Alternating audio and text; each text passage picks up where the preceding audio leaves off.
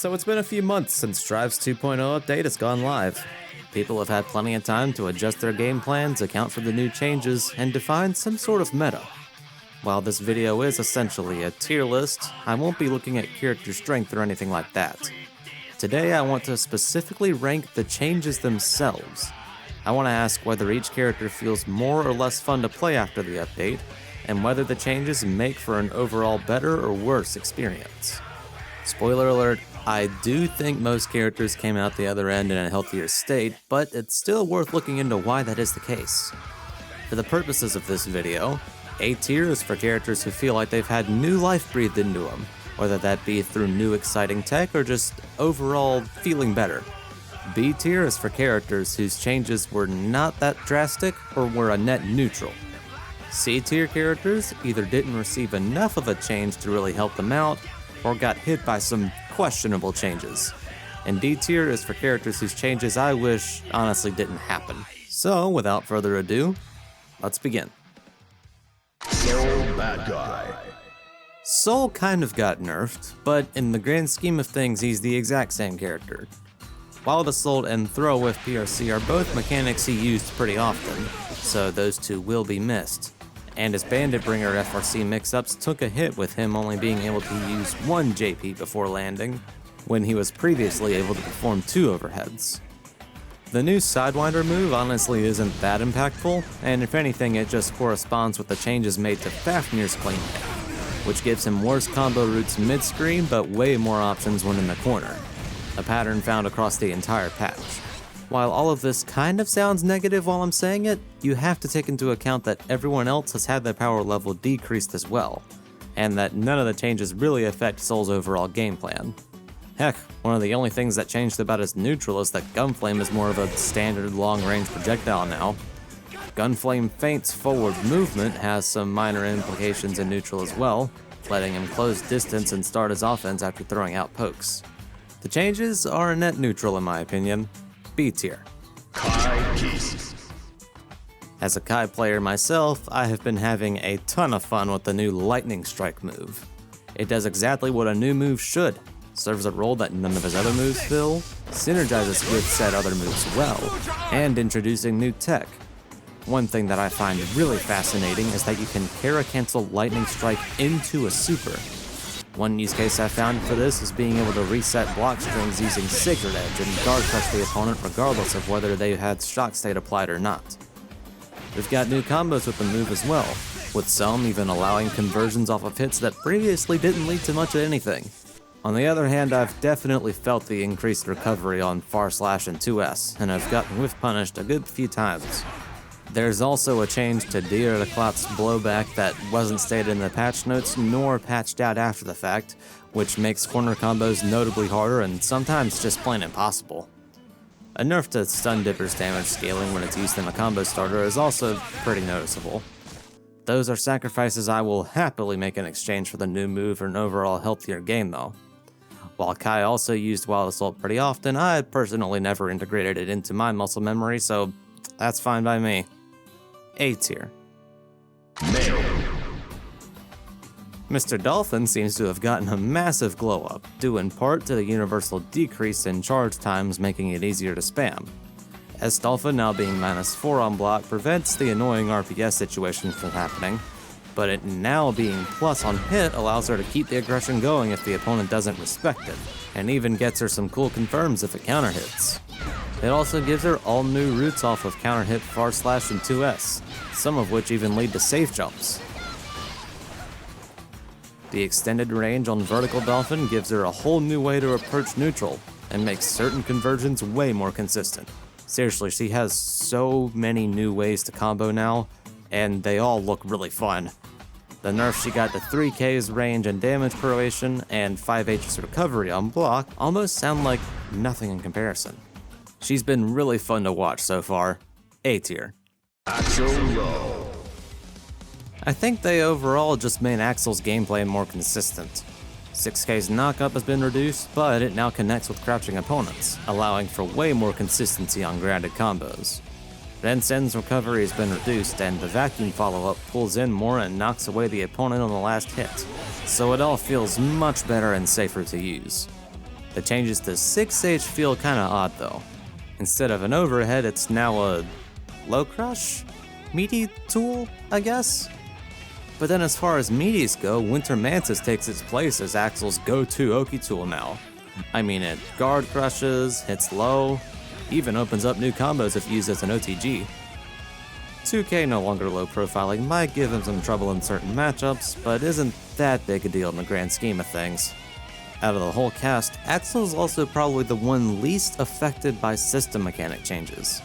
If anything, he benefits more than most from the removal of Wild Assault since he now has more chances per round to recover and enforce his zoning. Unfortunately, Counter Blitz doesn't connect off of a lot of his pokes for whatever reason. The main mechanic he takes advantage of is Deflect Shield, which really wasn't changed much at all.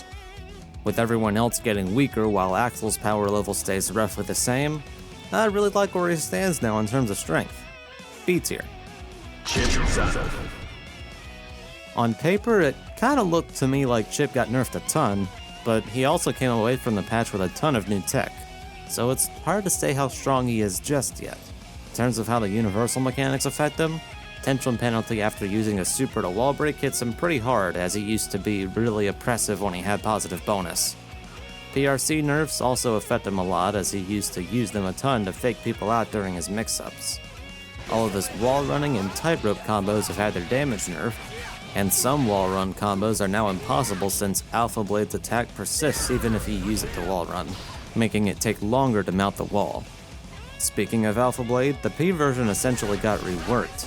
It no longer crosses up, but it chaining into K Alpha Blade makes it more of a dedicated combo tool, with some sequences even leading to a mid-screen safe jump.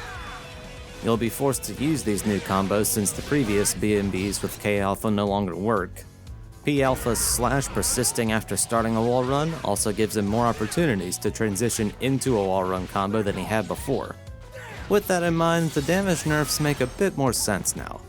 If that wasn't crazy enough, you can also Kara cancel P Alpha into Super apparently, which makes Zansei Roga legitimately useful now. All in all, the general consensus seems to be that he's gone down a notch or two on the tier list, even relative to other characters, but the new combos and mix-up opportunities make him way more fun to play and help to better embody the fantasy of a blindingly quick ninja. Top of B tier.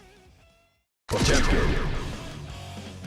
The simultaneous removal of throw PRC and the armor on Pop Buster makes Potemkin's strike throw way more committal. But aside from that, his offensive game plan remains largely unchanged. The numerous nerfs he receives all pertain to his neutral game and are specifically designed to prevent him from skipping it. Hammerfall's armor no longer working on lows is a big example, but they also made his reflected projectiles travel a shorter distance, and even turned Gigantic from a giant screw you wall to a move that actually has counterplay now in situations where it's not always the best option? Crazy, I know. The knockback on 5H also forces you to continue closing distance after getting a hit instead of just being immediately rewarded off such a massive poke. The range increase to 6H and faster walk speed also serve to compensate for these massive nerfs and emphasize the playstyle Arxis wants Pot to have now. He's a grappler. Neutral's meant to be slow, and now it actually feels slow. The nerfs are pretty hefty, sure, but they don't make the character any less fun. If anything, they serve to emphasize the character's archetypal fantasy.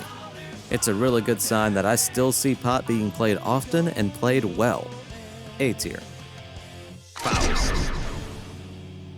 Guys, I think they finally did it. They made Faust legitimately strong.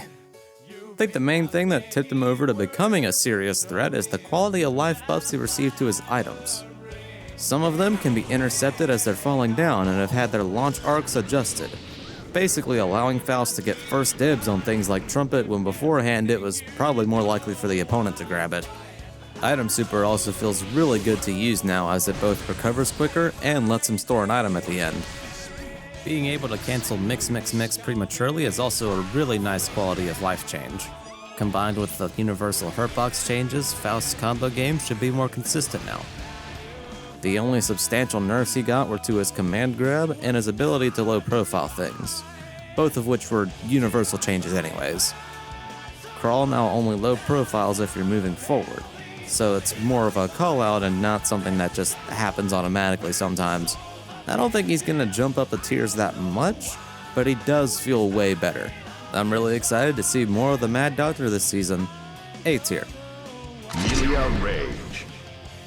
Y'all better watch out for Millia this season. The new tools she has to play with are gonna make her super scary.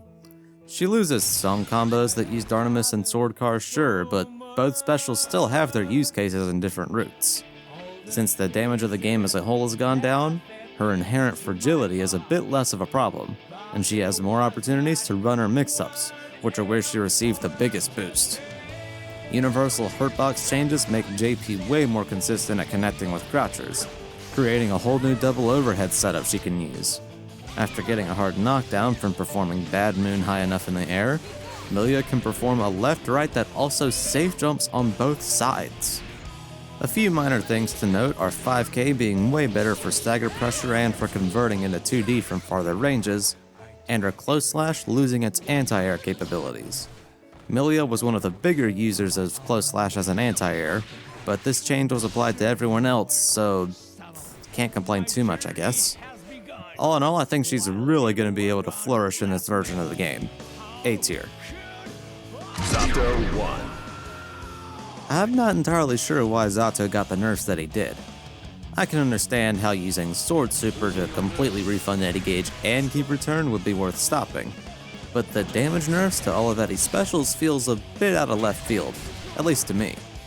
With that said, I think Zato's in a better place overall. The lower power level of the game at large really allows more setup-focused characters like him to flourish, or at least not lose as hard, and the buffs he did receive should boost his overall consistency and quality of life. 2S converting into drill is really nice and something I'm surprised wasn't a thing from the start, and float should actually be usable now that it's faster to deploy Eddie with. I think people are still figuring out the best way to use it, even after a month is gone, but the tech I've seen so far really looks promising. We'll see how things pan out, but for now he's going in B tier. Ramlethal Valentine. On paper, it looks like Ram got gutted. She was a major user of Wild Assault, and even with its removal, they got rid of a ton of her mid-screen routes. Anything that juggles, from Daro to H-Sword Toss to even her Rekkas, had their launch heights tampered with. The tools she got in exchange, though, make the character way more fun than before. Her sweep is now completely safe on block, buffing her ability to end block strings safely, and her 214H now combos after 5H, giving her plenty of corner carry off a simple conversion, similar to Kai's Dia at a Cloud. The most fun change she got, though, is to her S Sword Toss, as it now grants a hard knockdown and the delayed explosion acts as a form of Okizeme, creating brand new mix-up situations that let her continue our offense even from mid-screen. Even if her combo game has been simplified, she's still more than capable of taking the opponent to the corner and keeping them locked down like she always has. I don't think she's become stronger or weaker compared to the rest of the cast necessarily, but her game plan has become more consistent and more enjoyable for both the Ram player and the opponent. A tier. Leo Whitefang. Now I know everyone was panicking when they saw Leia jump around during backturn in the initial 2.0 trailer, myself included. But now that we have the new move in our hands, there honestly isn't much of a use for it, or much of anything that it accomplishes that other backturn moves don't already do, aside from create a few new safe jumps. What's even worse is that a lot of other aspects of his kit, especially the moves used to enter backturn, got hit pretty hard. HTB's knockdown isn't plus enough to lead to Zvites anymore, and Turbulence no longer lets him run spacing traps on block. Heck, why stop there? Let's make neutral even harder for him. The reward off his 5H poke is worse, and after 5 years of terrorizing the ankles of Strive players the world over, 2D has been found in a back alley with 28 stab wounds. Rest in peace, Leo 2D. To top it all off, he probably suffers the most from the homogenization of DPs, as he can no longer run offense and snowball the round after just one reversal. These changes are massive, and it's about darn time Leo got knocked down a peg. What's so funny to me is that he's still probably gonna make it to every top 8. I just have a hunch. B tier. Nagoryuki. Let me just say right off the bat that Yuki Miyoi is probably the single best new move added to a character in Strive. On top of being A+ on block, half screen low that is special, cancelable, it completely redefines the way players interact with the blood gauge, and with the new decisions that it presents you, raises the skill ceiling of the character as a whole. If that wasn't awesome enough, his H normals giving back blood on block is such a nice quality of life buff. These two changes alone would probably place Nago in S tier, but there is one change that really annoys me. To be exact, it's really a handful of changes that compound together to make his bite in particular useless. That isn't to say it sucks at managing blood, I mean you're straight up not allowed to use it if your opponent knows what they're doing. Now that command grabs outright lose to regular throws and cannot be PRC'd, the opponent now has two defensive options that they can pretty easily spam, which Nago has very few ways to counter. He lacks a reliable way to shimmy without potentially giving up his turn, and thanks to the universal close slash hitbox changes, he has a much harder time catching fuzzy jumps. This disincentivizes him from going for throws at all, which I guess is fine since he can just wall off the opponent with his H buttons and manage blood that way, but this still feels like a sacrifice that either wasn't intended or wasn't necessary. Does that knock him down to A tier? I'm gonna leave him for now. Giovanna. Out of the entire roster, I think Giovanna feels the least changed. That isn't to say she didn't receive any changes, just that those changes are centered around making things you were already doing a little bit more consistent rather than giving her some new tool or taking a tool away. She loses a bit of power with the removal of throw PRC and the plus frames on her air super being removed. But compared to the rest of the cast, that's practically nothing. 2S has become way better as both a combo tool and neutral poke, and the slight adjustment to JD also allows for new combos in itself. Sepultura is no longer punishable by a jab on block and now leads to safe jumps way more often. The meter buff sticking around for a little bit after having spent that meter is such a nice touch as well. I honestly don't understand why it wasn't like this to begin with, because before it felt like you were kind of being punished for spending tension, but oh well. Geo players are going to have a much easier time doing the things they want to do this patch. High B tier. Anji. Now I can see Anji's nerfs potentially being a little divisive. On the one hand, there are multiple changes that affect his combos which all kinda happened at once, ranging from his JH to JD to Ko, all getting significant nerfs to their juggling ability. Needing to completely relearn your routes can be pretty annoying, and if that doesn't nerf his damage enough, the punishes you get after spin have much harsher scaling as well. Anji also loses a lot from the nerfs to PRC. On the other hand, the enhanced Fujin follow-ups open up so many new possibilities. Even if the spam ability and mind games that came from Fujin into Fujin cancelers are no longer a thing, the new RPS situations created with the follow-ups lead to much higher reward than before, and are seemingly where all his damage has been reallocated. Buffed 2H and charged Fujin solidify Anji's identity as someone whose offense forces the opponent to react and keep in time with his dance.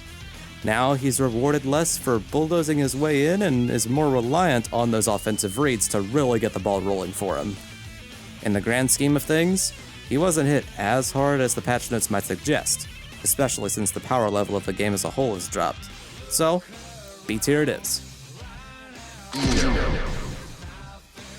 Much like the rest of the cast, Ino's changes serve to prevent her from getting highly damaging combos from stray low-risk hits, and further solidify her gameplay identity and unique weaknesses. In her case, this means nerfing Chemical Love and Mad Love Agitatos to knock up in order to emphasize her Oki-oriented, death by 1,000 cuts playstyle. I think that's all fine and good, but there are one or two changes that I don't quite agree with. The major one being that her dive kicks can no longer be followed up with a hop, and are now punishable on hit. This not only gets rid of their use as a pressure tool, but removes their ability to Kara cancel into super, which I thought was interesting and worth keeping. Oh well. I think she'll be in an overall solid place, especially if Daru's performance at EVA Japan's anything to go by, but she might have gotten hit a tad too hard. C tier. Goldlewis. See this? This big fella right here? Yeah, this is how you balance a character. Like a lot of the roster, Goldlewis received mostly nerfs, but those nerfs were targeted, and when paired with specific buffs, make him feel much better to play and potentially even stronger than before. The inability to chain 3 behemoths in a row does restrict his combo routes, but not by as much as you'd think. And the changes to Far Slash and 5H actually give him better routes in some cases. His strengths and neutral got changed around as well, with Drone now going away quicker when not at the full security gauge, and Skyfish being notably more committal. In exchange though, his Far Slash, 2S, and 2K are now much more reliable as pokes, meaning he can more confidently play the neutral game without relying on security gauge or JD. As mentioned before, the extra momentum also helps a lot in combo route, and even during pressure sequences. You see the pattern? They got rid of the tools that made him obnoxious to deal with, while still keeping him at roughly the same level of strength, and making other aspects of his kit more reliable. He's more fun for both the player and the opponent. A tier. Jacko practically relied on the low profile in her 2K and 2D during mid-range and defense, so getting those taken away is a pretty huge hit for her. Aside from that though, she didn't receive many other nerfs. Nearly all of her previous combos remain intact, and she actually came away with a ton of new toys to play with. The new trajectory at which she can throw her minions allows her to mix up both the timing and positioning of her minions, and lets her have a much better time throwing them out of neutral without them getting hit. On top of that, 6H leading to a hard knockdown can lead to new Oki options like a safe jump, or just give her time to manage resources and zone the opponent out. The biggest change she received, however, was to her countdown, which was previously pretty difficult to use on account of it consuming all of her servant gauge upon detonation. Now it just consumed 1 bar upon activation, allowing her to perform other actions afterwards, including another knockdown. That means she has new setups and block strings that utilize the explosion's guard crush, and combos that wall stick the opponent 3 times. That just looks ludicrous. All this new stuff just rewards players who are willing to invest and lab all of it out. Jacko will be significantly stronger once she gets the ball rolling, and since everyone else has gotten weaker, she has a much easier time getting that game plan started. A tier. You can't keep getting away with it! Is what I would have said prior to the bug fix patch. Yeah, we all had a bit of a scare with the Infinite, didn't we? Well, now that it's gone, what does Happy Chaos have left? Truth is, I'm not sure. At least not yet. Unlike basically every other character, I find it pretty difficult to go over what combos and setups he lost or gained, because almost none of the previous tech is carried over. And even a month in, we still haven't seen much in the way of new stuff. Jury's still out on whether that's because he doesn't have any sauce, or because there just isn't enough people labbing him out currently. It's kind of unfortunate just how many people have given up on him by now. Most of what we've seen from Chaos so far is either him playing some regular old footsies, or him just running away, throwing out curse, and waiting for the gun to lock on, then just skipping neutral entirely and forcing the opponent to block a mix-up. Compared to how freeform and expressive he was previously, this version of him feels way less fun, both to play as and against. Now, if that was the intent behind these changes, I gotta hand it to Arxis. They definitely neutered him, and honestly, I wouldn't mind if he stayed bad for a little while longer. If we want this character to actually be fun and a healthy part of the game, however, then either we gotta figure some things out on the player side, or the devs are gonna have to touch him up some more. Because of that, he is going in C tier for the time being. Baiken. Even after all this time, I find Baiken's changes pretty hard to get a read on. The biggest thing that's throwing me off is the removal of H. Kabari's safe jump Oki. From my perspective at least, that was one of her core defining character traits. And now it's just gone. Well, not completely gone. She does get safe jumps from a lot of confirms, but they aren't the same kind of safe jump, nor are they the same combo routes. There are some other new combos using H. Kabari as well, but a lot of them are really finicky and spacing dependent. So the question from here becomes, has she gotten anything new to take its place? The answer is kind of, not really. From what I can tell, they wanted to place an emphasis more on a defensive, neutral-focused playstyle, and to that end, they allowed her 2S to actually lead to something on non-counter hit, and make H-Kabaddi function a bit better as a poke and a hit confirm tool. I don't think this is new to 2.0, but I have seen people start carry canceling her parries, so that might be the future? I think as far as offensive win conditions go moving forward, she'll have to rely more on other types of mix-ups, which she still has plenty of, with her throws still leading to 50-50s and Yozansen still being a war crime. And her tether got a slight buff, as Escabadi's frame data improvements have made it to where you can get close slash combos if it hits. Aside from that, I think she's just gonna have to play more fundamentally sound, which honestly isn't really a bad thing given the rest of the game is more neutral slash funsies focused now. Still, the Kabaddi nerfs are really stumping me, and from what I can tell, other players haven't come to a consensus on how to feel about them either. There's just this air of mild annoyance among Baiken players. C tier. Testament. Oh dear, what have they done? Okay, I understand the thought process here at least. Testament's reward from getting a poke with Stain was pretty high, and the corner loop where they could just stay at a certain range and maintain plus frames using repeated stains and projectiles definitely had to go. But I would like to think there were other ways to fix that didn't just render their entire kit useless. The problem is that they had to work pretty hard to get their game plan going to begin with. Applying Stain was a multi-step process, and without it, they couldn't really do a whole lot. Now, the reward they get after applying and popping Stain is so much worse that a lot of combos just don't work anymore, and it's really hard to pick up momentum. Oh, and the whole thing about being able to apply Stain twice and get a better pop than before is practically useless. You are highly unlikely to actually get an opportunity to do so in neutral without popping the first Stain. And the only real reliable way to apply it is with combos that use Nostrovia, which penalizes Testament for even using it thanks to the tension penalty. Heck, the reward off double pop isn't even that much to write home about either. When I first read the patch notes, I was under the impression you'd be able to store 2 separate pops and be able to hit one, trigger the pop, then hit him again to trigger the second. That would have been so cool, but it's not what we got. What we got just knocks him up higher. Doesn't really let you do anything you weren't already doing. Great. The character isn't dead in the water just yet. There's a bit of new tech I've seen at least, but they really need some serious help as it stands. D tier. Bridget. Technically speaking, Bridget didn't receive that many changes, but the ones she did get did not help her much at all. Similar to Testament, they tried to get rid of her ability to use projectiles to enforce her turn. To that end, they made 236S no longer able to be made plus. But this has some repercussions that hurt her in ways I don't think they intended. To be exact, you can technically still use 236H to enforce the same RPS situation, so her offense wasn't the thing that got nerfed. It was her neutral. With the added recovery, throwing this out as a regular projectile feels terrible now. The new form of rolling movement seemed like it would open up some new tech, but I haven't seen anyone find a good use for it.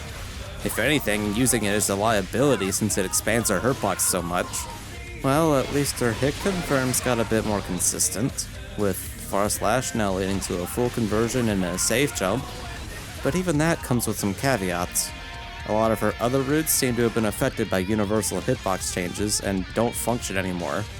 And the added recovery to kickstart my heart makes the Oki she gets off the routes she has left worse. None of these changes make the character unplayable, but a lot of the time they just don't make sense. I would have placed her in C tier if it weren't for one last change though. Since the counter hit slowdown on all DPs have been removed, it's become easier for the opponent to fall out of Bridget's DP midway through, which makes it punishable on hit. The fact that this hasn't been patched out already simply baffles me, especially since it's so easy to fix by just having the first hit vacuum like an Under Knight. I don't even play Bridget, nor do I want to, but I am very disappointed. D tier. I don't care about nothing else. I don't care that they got rid of the combo ability off his beak driver or off his hoof stomp. I don't care that RTL's no longer invincible. Honestly, I like those nerfs. They make complete sense. The one thing I care about, the thing I have been asking for years, is that they finally made Eat affect his stamina. I was a sim player in Exard, and one of my favorite aspects of the character was the decision making you had to do mid-combo on whether you need to maintain your resources or cash out for big damage and a knockdown. Now, with the adjusted blowback on a 6H giving you a chance to eat safely, I can finally have those decision-making situations again. You know how long I've been waiting for this? I genuinely have no idea why they didn't just do this from the start. This was like the core appeal of the character. Huh. Okay. That aside, I also find it interesting that counter hit beak driver causes a stagger. Now it allows him to dash up and throw as a true combo, so the reward off beak isn't completely gutted. I mean, he can still carry her into super if you want to. And the new combos with his DP help to compensate and make his routing way more stable. Now, I heard some people dooming about him being weak, but I have yet to see that actually be the case. I personally think he is right where he needs to be in terms of strength, and he is also just so much more fun now. So fun that he is going to become the second S tier. Bedman. So I think the general idea with Bedman's changes is to reallocate his strengths back towards the things that make the character unique.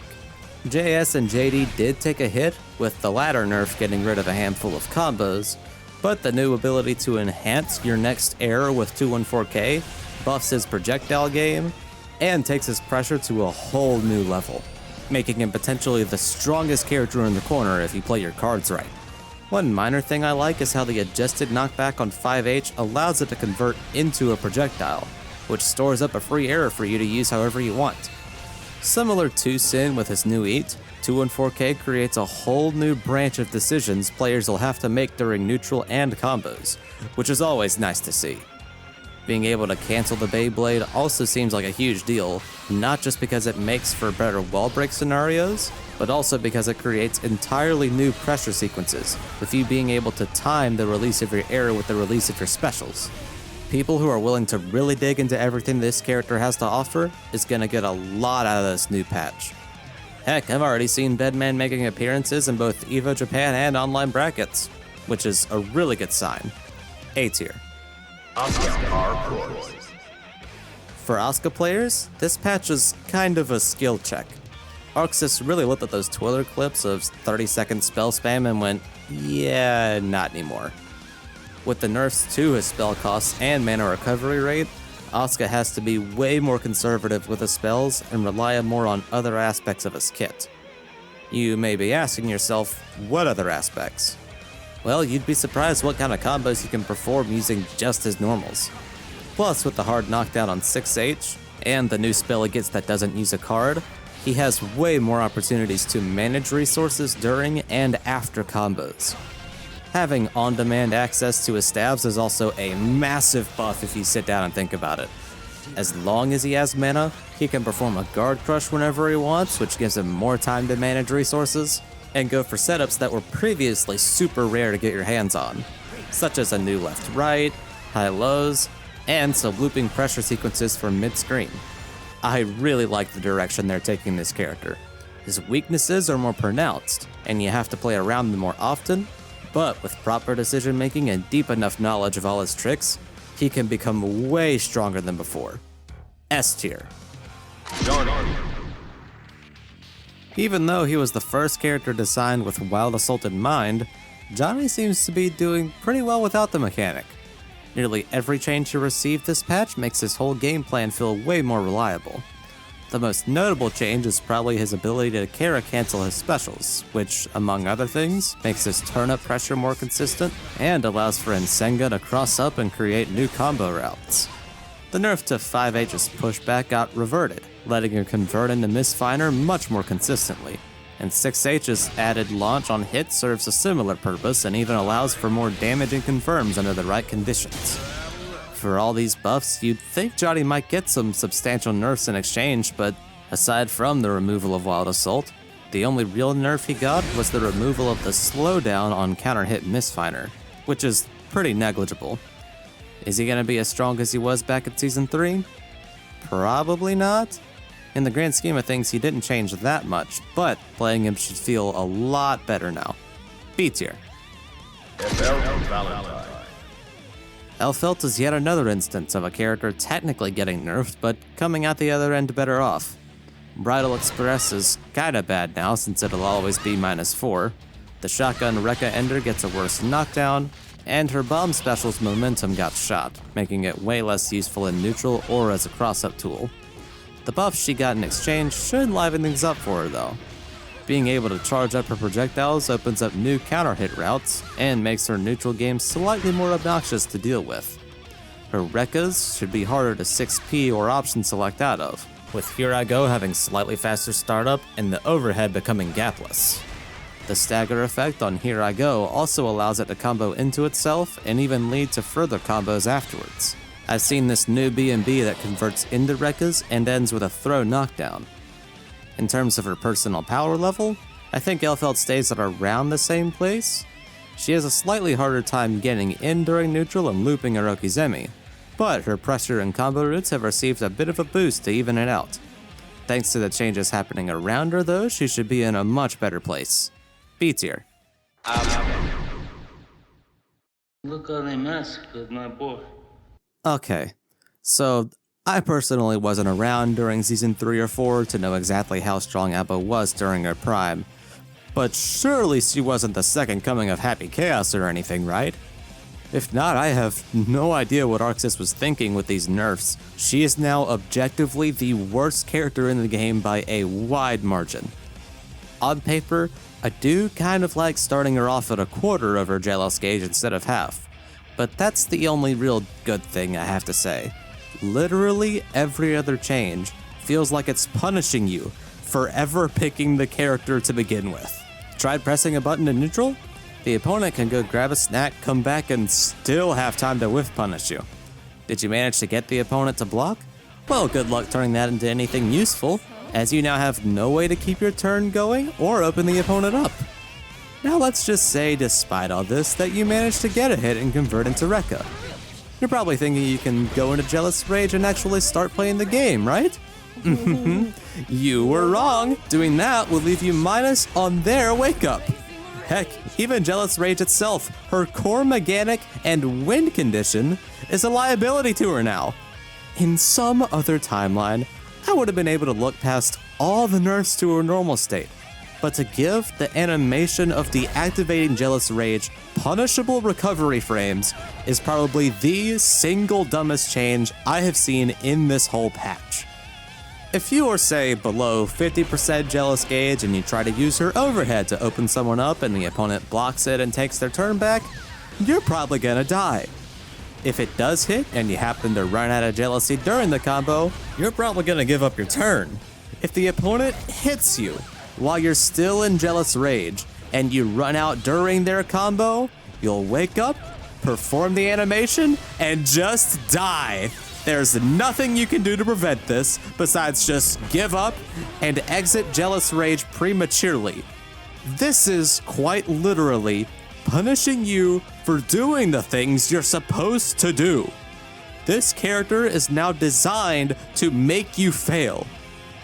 If you're feeling masochistic, I'm sure you're gonna have a fun time playing A.B.A, I guess, but on behalf of those who want the character to actually function, I am making her the one and only F tier.